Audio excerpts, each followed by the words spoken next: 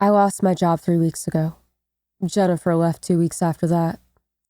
She said things about timing and needing different paths, but I knew the truth. I'd stopped being the person who moved forward. I became someone who sat on the couch scrolling through a phone full of memories instead of plans. Now I'm 36 with a back that wakes me up before my alarm. The chiropractor visits stopped when money got tight.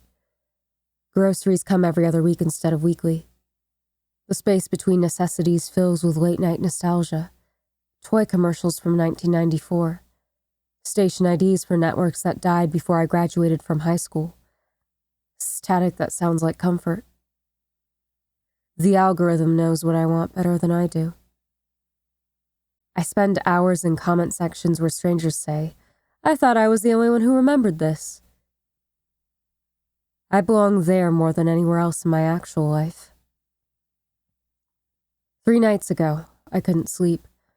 My back hurt, my thoughts wouldn't stop circling, and everything I hadn't done pressed down on my chest.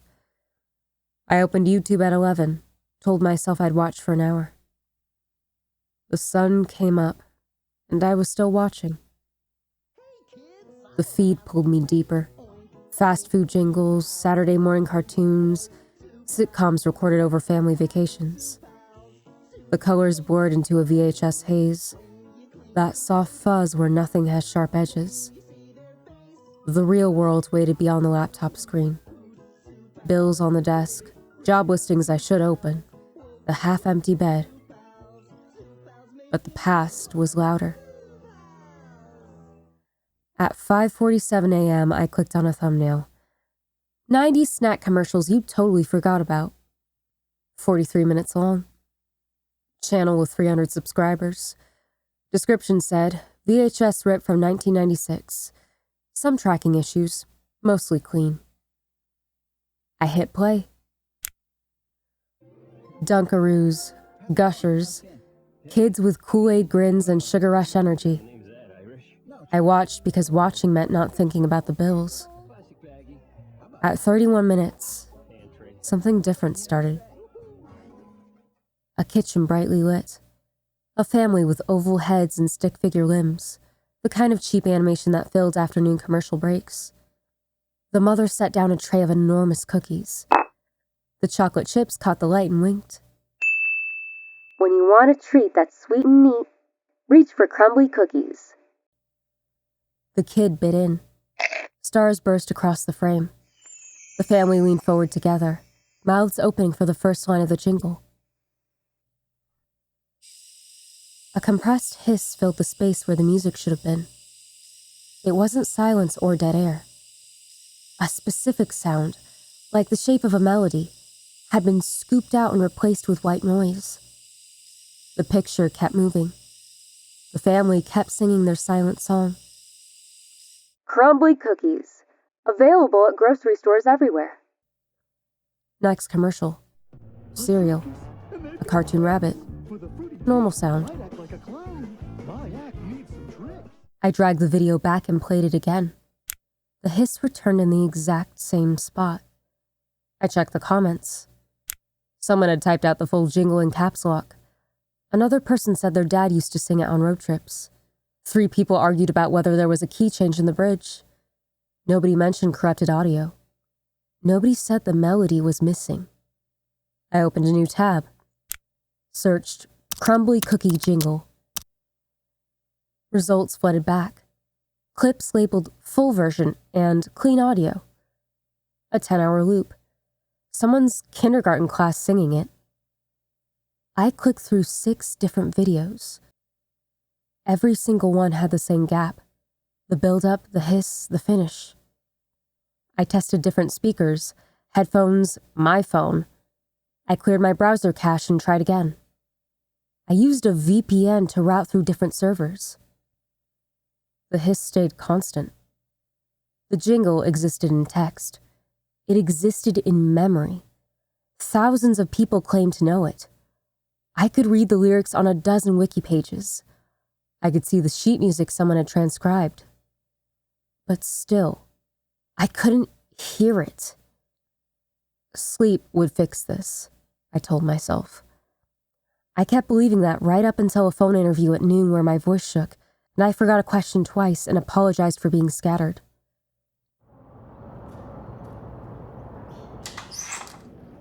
At 3, I met Derek at the coffee shop on 4th Street. We've been friends since college, bonded over our obsession with commercial archaeology. He collects obscure ads the way I collect vinyl records that skip. He looked up from his phone when I sat down. His expression changed. "You look like you haven't slept in days." "I haven't." I set my laptop on the table between us. "Do you remember crumbly cookies?" His face brightened immediately. "Oh man, yes. My grandma kept them in the pantry. They were fine, nothing special, but that jingle was infectious." My throat tightened. "Hum it for me." He laughed. "What?" "I'm serious. Hum the jingle." The laugh died. He studied my face like he was trying to figure out if this was a joke he didn't understand. "You want me to hum the crumbly cookie song right now?" I watched the commercial last night. The audio cuts out right at the jingle. I've tried every version I can find. Same problem. "That's a weird corruption," Derek said. "Must be something with a source file that got copied everywhere. Just hum it." He shrugged and started. His voice rose and fell with clear confidence. Where the melody should have been, my brain registered only that same compressed hiss. He finished and smiled, pleased with himself. "There. Happy?" My hands had gone cold. "One more time. Slower." His smile faded. "Dude, are you okay? Please." He hummed it again, drawing out each phrase. I focused on every sound. My brain kept trying to fill the gap, searching for the pattern everyone else could hear. It found nothing. "You're scaring me a little," Derek said when he stopped. "I can't hear it." The words came out flat. "I hear you humming. I hear the rhythm. The actual melody doesn't reach me." He stared at me for a long moment. Then he reached across the table and put his hand on my forearm. "When's the last time you ate something that wasn't vending machine food?" "I'm not having a breakdown." "I didn't say you were.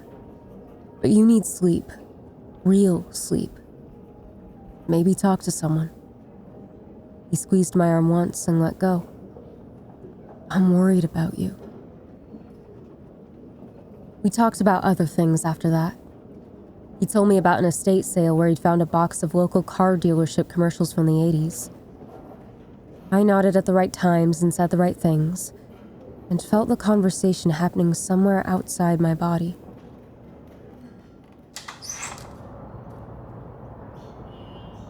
When I left, I took the long way home. At 5th and Maple, the corner had changed. I stopped walking, stood there on the sidewalk, staring at a storefront I'd never seen before. Painted windows, cheerful yellow-orange walls, a sign in that aggressive, rounded font from 90s advertising. Cookie Crumble Cafe. The mascot on the glass looked exactly like the cookie from the commercial. Same chocolate chips exaggerated into glossy ovals. Same winking expression. I had walked past this corner 3 times a week for 2 years. There was supposed to be a dry cleaner here.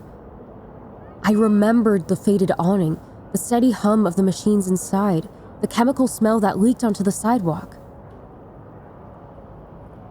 A historical plaque hung beside the door. Brass, slightly tarnished.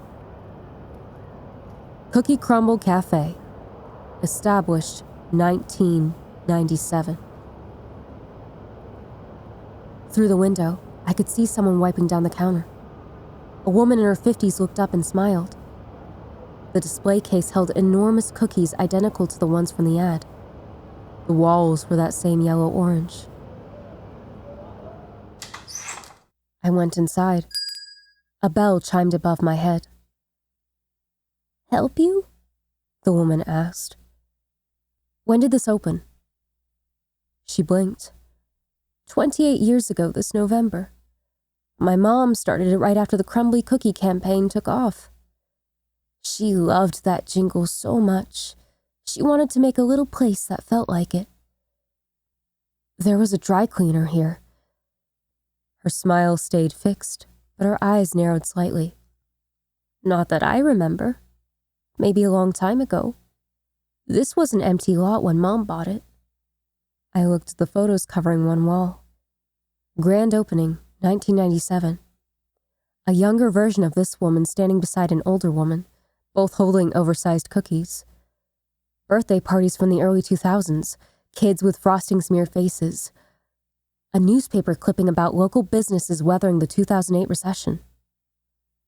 "You okay?" the woman asked. "Fine. Sorry." I left without buying anything. My hands shook as I walked home. I kept them in my pockets so nobody would see.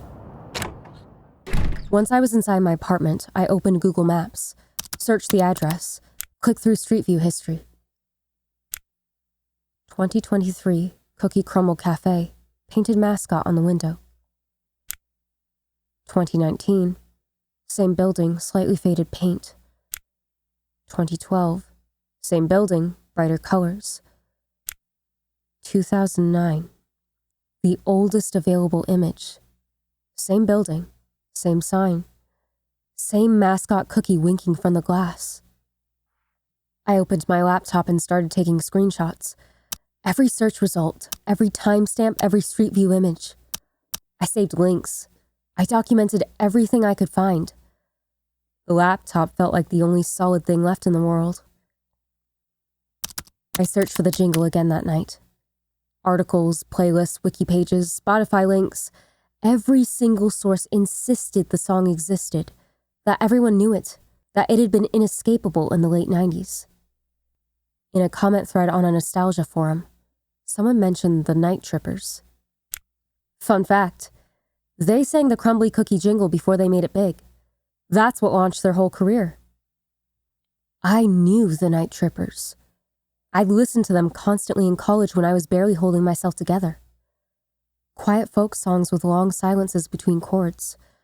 Songs about empty highways and basement apartments, and the particular loneliness of 3 a.m. I owned both their albums. I went to the shelf and pulled out basement hymns.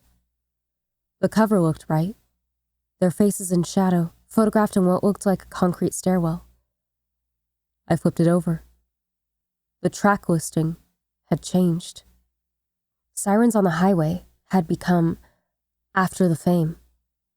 Basement Light was now Cookie Crumbs and Heartbreak.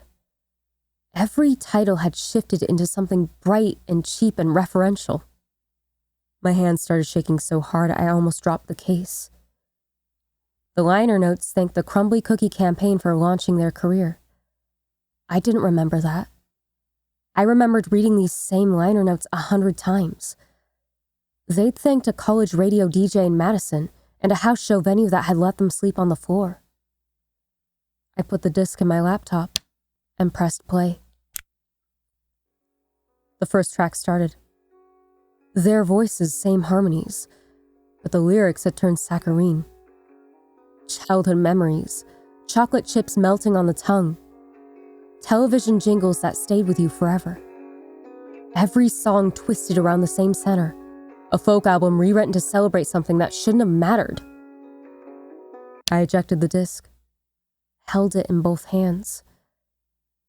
The surface reflected my face back at me. For a moment, I didn't recognize the reflection. A half memory surfaced. My 10th birthday. I called my mother.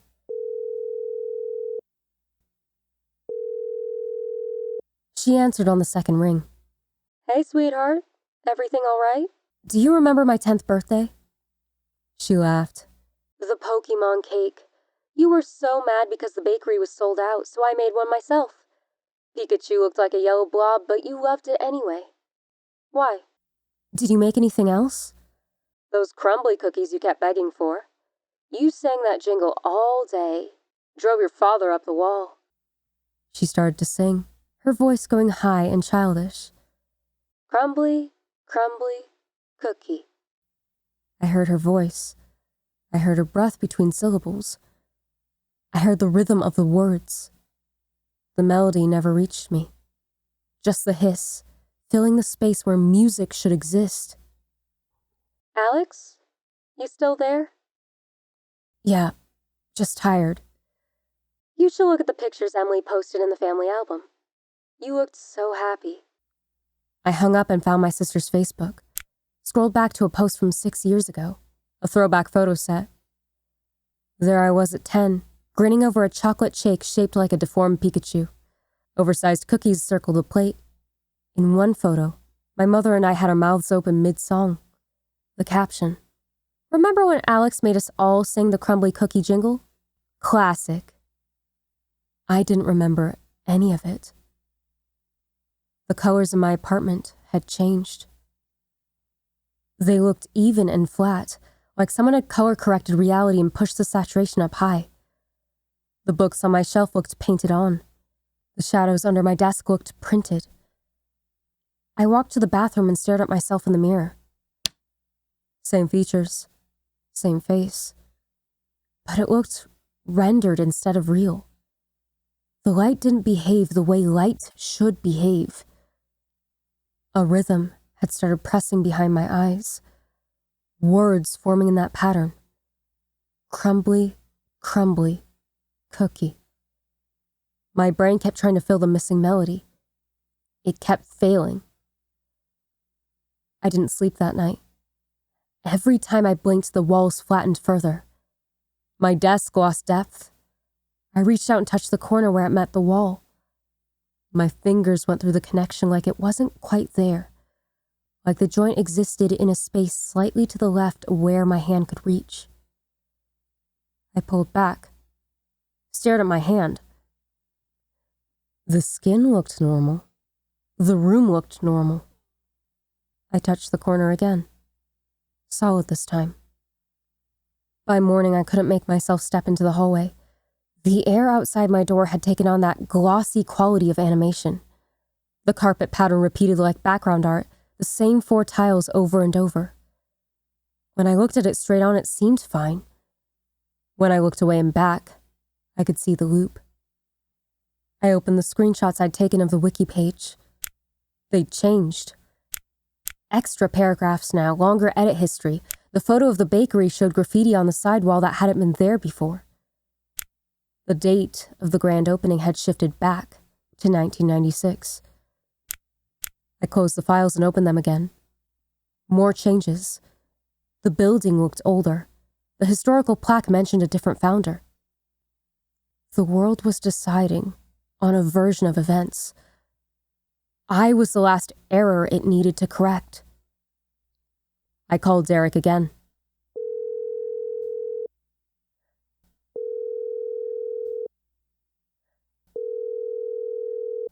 "Tell me the truth," I said, "about the crumbly cookie jingle. Do you actually remember it?" "Jesus, Alex. Yeah, of course I do. Are you—" "Sing it, right now." Silence on the other end. Then his voice, cautious. "You started singing it on the bus in 7th grade.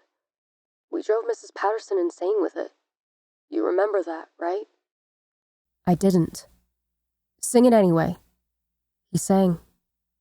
His voice rose and fell, confident in every note. I heard the shape of melody without the melody itself. Just the hiss sitting in my skull where music should have been. My throat felt tight, like something was trying to push up from inside, like my vocal cords wanted to join him. "Did you hear it?" he asked when he finished. "Yes," I lied. "I think you should talk to someone. Like, professionally. This This isn't normal, man. I know. Do you want me to come over? I'm fine, thanks. I ended the call. The phone screen lagged when I touched it, each swipe delayed by half a second. Every object in my apartment had turned to art. No depth, just color and light arranged in the shape of things. That was 2 days ago. I haven't left the apartment since. I can't. The world outside my door doesn't match the one I came from. I tested it this morning. Opened the door just enough to look through. The hallway carpet is a different color now. Beige instead of blue. The apartment numbers have changed fonts. 4C across from me used to be occupied by an older man who played saxophone at odd hours. The nameplate now says Henderson family, in cheerful script I've never seen before. I closed the door and checked my lease. It says the building was renovated in 2018, new carpets and updated signage. I moved in during 2022. The carpets were already blue when I got here. My lease now says they've always been beige.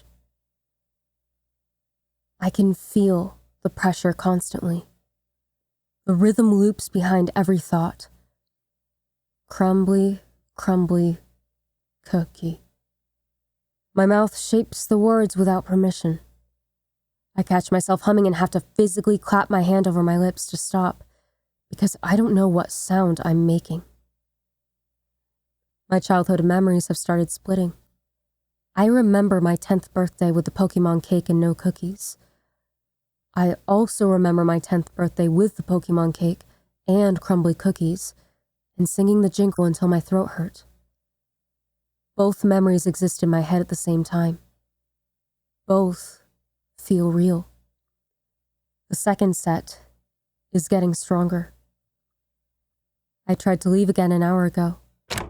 Made it 3 steps into the hallway before the vertigo hit.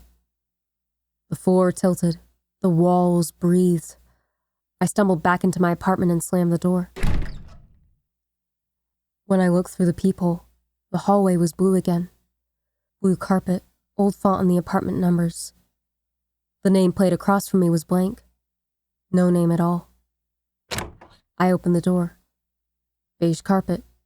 New font. Henderson family. I'm caught between 2 versions of the same place. 1 foot in the world I remember. 1 foot in the world that's replacing it. Every time I try to step fully into either one, something pulls me back. The screenshots I took keep changing. I'll look at a saved image and it will be different from the last time I checked. But I can still see the old version in my head. I remember both. The memory I came from and the memory this world insists I should have. I don't know which one I am anymore. I'm writing this down because I need someone to understand what's happening. If you're reading this and you remember a world without crumbly cookies, you need to document it now. Take screenshots, write everything down.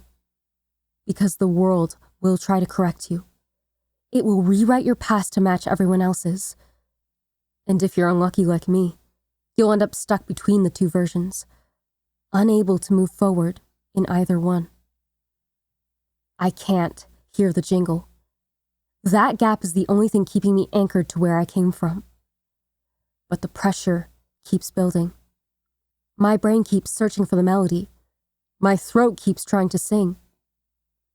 I don't know what happens when the gap finally closes. Maybe I'll slip completely into this new world. Maybe I'll be able to leave the apartment and walk down that beige hallway and live a life where I've always known that jingle. Or maybe I'll stay here forever, trapped in the space between, remembering 2 lives that can't exist in the same reality. The vertigo is getting worse. I stood up 10 minutes ago and the floor rippled like water. The walls flickered between flat and solid. I can see both versions now, without trying. The painted reality and the real one underneath, fighting for the same space. I'm still here. I can still type. but I don't know how much longer I have before the choice gets made for me. If this happens to you, don't try to remember. Don't let your brain fill in the gaps. The moment you hear that melody, the moment you remember what everyone else remembers, you'll belong to their world completely. And you'll never find your way back to your own.